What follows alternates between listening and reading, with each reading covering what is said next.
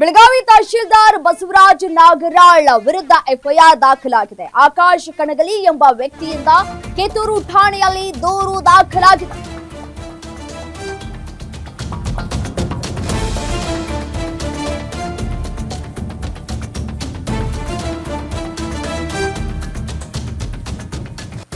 ಜಮೀನಿನ ಹಕ್ಕು ಬದಲಾವಣೆ ಮಾಡದಂತೆ ತಕರಾರು ಅರ್ಜಿಯನ್ನ ನೀಡಿದ್ರು. ಜಮೀನು ವರ್ಗಾವಣೆ ಮಾಡಲಾಗಿದೆ. ಬೆಳಗಾವಿ ಹೊರ ವಲಯದಲ್ಲಿ ಇರುವಂತಹ 27 ಗುಂಟೆ ಜಮೀನು ಮಾರಾಟ ಆರೋಪ ಕೇಳಿ ಬರ್ತಾ ಇದೆ.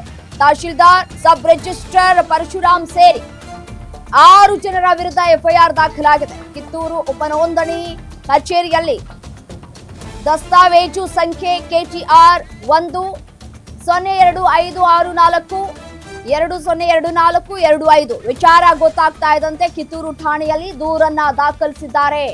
ಆಕಾಶ್ ಕಣಗಲಿ ದೂರನ್ನ ದಾಖಲಿಸಿರುವಂತದ್ದು.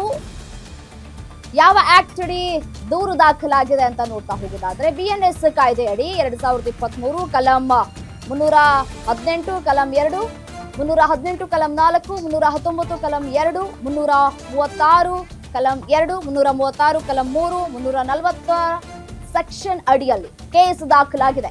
ತಹಶೀಲ್ದಾರ್ ಹಾಗೂ ಸಬ್ ರಿಜಿಸ್ಟರ್ ಮೇಲೆ ಎಫ್ಐಆರ್ ಆದ್ರೂ ಕ್ರಮ ಯಾಕಾಗಿಲ್ಲ ಅನ್ನುವಂತಹ ಪ್ರಶ್ನೆಗಳು ಕೂಡ ಇದೀಗ ಕಾಡ್ತಾ ಇರುವಂತದ್ದು. ಎಫ್ಐಆರ್ ಆದ್ಮೇಲೆ ಸಾಮಾನ್ಯ ಮನುಷ್ಯ ಆಗಿದ್ದಿದ್ರೆ ನೀವು ಕ್ರಮ ತೆಗೆದುಕೊಳ್ತಾ ಇದ್ರಿ, ತಮ್ಮ ವಶಕ್ಕೆ ಪಡೆದುಕೊಳ್ತಾ ಇದ್ರಿ, ವಿಚಾರಣೆಗೆ ಒಳಪಡಿಸ್ತಾ ಇದ್ದೀರಿ. ಆದ್ರೆ ಇದ್ಯಾವುದು ಕೂಡ ಆಗಿಲ್ಲ. ಸೊ ಹಾಗಾಗಿ ಇದೀಗ ಆಕ್ರೋಶಗಳು ಕೂಡ ವ್ಯಕ್ತವಾಗ್ತಾ ಇರುವಂತದ್ದು. ತಕರಾರು ಅರ್ಜಿಯನ್ನ ಕೊಟ್ಟಿದ್ದಾರೆ. ತಕರಾರು ಅರ್ಜಿಯನ್ನ ಕೊಟ್ಟಿದ್ರು ಕೂಡ ಜಮೀನನ್ನ ವರ್ಗಾವಣೆ ಮಾಡಲಾಗಿದೆ. ಆಕಾಶ್ ಕಣಗಲಿ ಎಂಬ ವ್ಯಕ್ತಿಯಿಂದ ಕಿತ್ತೂರು ಠಾಣೆಯಲ್ಲಿ ದೂರು ದಾಖಲಾಗಿದೆ. ಬೆಳಗಾವಿ ತಹಶೀಲ್ದಾರ್ ಬಸವರಾಜ್ ನಾಗರಾಳ್ ವಿರುದ್ಧ ಎಫ್ಐಆರ್ ದಾಖಲಾಗಿರುವಂತದ್ದು.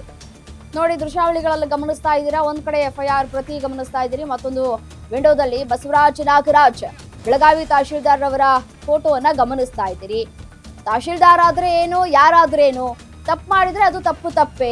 ತಕರಾರು ಅರ್ಜಿಯನ್ನ ಸಲ್ಲಿಕೆ ಮಾಡಿದ್ರು ಕೂಡ ನೀವು ಹೇಗೆ ವರ್ಗಾವಣೆ ಮಾಡಿಕೊಟ್ರಿ? ಅನ್ಯಾಯ ಆಗಿದೆ, ನನಗೆ ನ್ಯಾಯ ಕೊಡಿಸಿ ಅಂತ ಇದೀಗ ಠಾಣೆ ಮೆಟ್ಟಿಲನ್ನ ಏರಿದ್ದಾರೆ. ಎಫ್ಐಆರ್ ಆಗಿದೆ, ಬಟ್ ಆದ್ರೆ ಇನ್ನೂ ಕೂಡ ವಿಚಾರಣೆಗೂ ಕೂಡ ಕರೆದಿಲ್ಲ, ಯಾಕೆ ವಶಕ್ಕೂ ಕೂಡ ಪಡೆದುಕೊಂಡಿಲ್ಲ ಅಂತ ಹೇಳಿ ಪ್ರಶ್ನೆಗಳನ್ನ ಮಾಡ್ತಾ ಇದ್ದಾರೆ. ಎಫ್ಐಆರ್ ಆದ್ರೂ ಕ್ರಮ ಯಾಕೆ ಜರುಗಿಸಿಲ್ಲ ಅಂತ.